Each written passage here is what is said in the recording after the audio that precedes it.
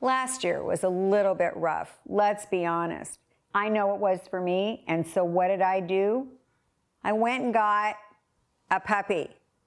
A little camera shy today, I think. Anyway, I went and got a puppy, not even realizing how much stuff I was gonna need for that puppy. Who knew that? I had to get a carrier. This one's a backpack, which was a really good idea.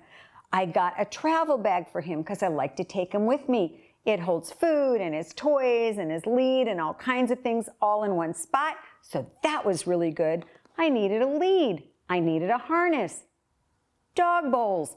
Have to get a mat because if you don't get a mat for under the dog bowls, it's a mess everywhere. Toys, balls, all kinds of things.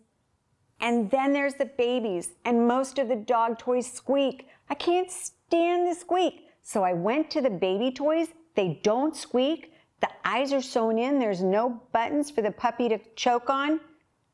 Oh my gosh, so much stuff.